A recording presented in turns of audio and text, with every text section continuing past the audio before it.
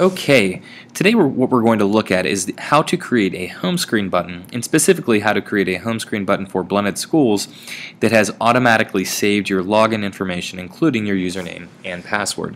This is very important and helpful because one of the things with an iPad is that typically apps will save all of your passwords and your logins, which makes it very easy to access things. So for instance, Google Drive will save your Gmail account information, the same with your Mail app, and the same thing for Notability. You don't have to actually log in every time. It just automatically does that.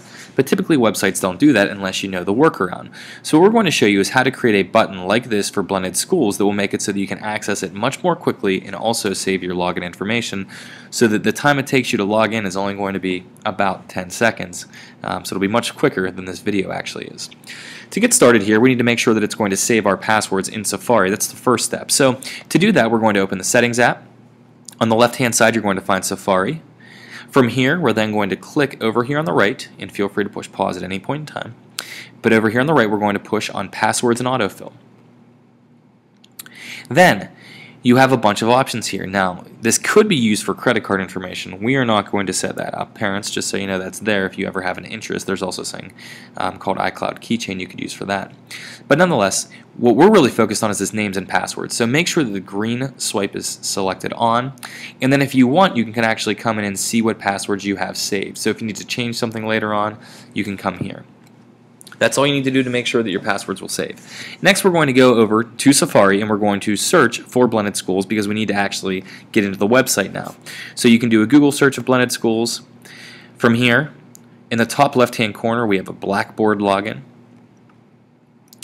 Now, typically, I would say just type in your username and password here, but I'm actually going to tell you to do one more step. Since we're going to set this up forever, we're going to click up in the top right-hand corner with Login. The only reason is it actually saves us a little bit of loading time whenever it comes time to actually use this resource. So now we're at this page where you can log into Blackboard.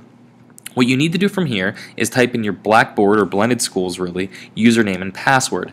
So depending on your grade level, if you're in 8th grade it will be US 20, period, then your username. Going down to US 21 for 7th grade, US 22 for 6th grade, and US 23 for 5th grade, but it would be US 22 last name, first initial, and then maybe a number.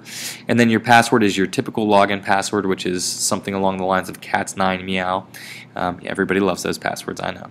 But what you can do then, type that in and then push login. Once you do this, it is going to save the information for you here. And I'm going to go to this step first. And it's going to ask you, do you want to save this password? If you push not now or never for this website, you've kind of screwed up the process and you need to go back to that same location at the beginning where we said Safari then save passwords. You'll need to change something in your settings there. But what we want to do is push save password. So once we do that, it's going to make it so that your username and password automatically pop up anytime you enter into this website, which is something that we really want to do because that will save us some time. So that's step one. Step two now is, how do we make it so that we have one of those nice little buttons that's going to make it super easy for us to get into this page? If you look where the arrow is pointing up there in the top left-hand corner of the screen, there's a box with an arrow pointing out of it, which is the export box. So basically it's saying we want to send this somewhere else. You get a variety of choices here. What we're going to choose is this Add to Home Screen right down here. And if you choose Add to Home Screen, it will create this button for you here, which makes it so that you can just tap on it. It's going to load right to the login page with your username and password already put in, and then you are good to go. So again, if I push on it, it's going to take me directly to this page. I'm already logged in. I'm already with my password in and my username. All I have to do is push login and then I'm all the way through. So that's our quick tutorial here on how to set up this home screen button.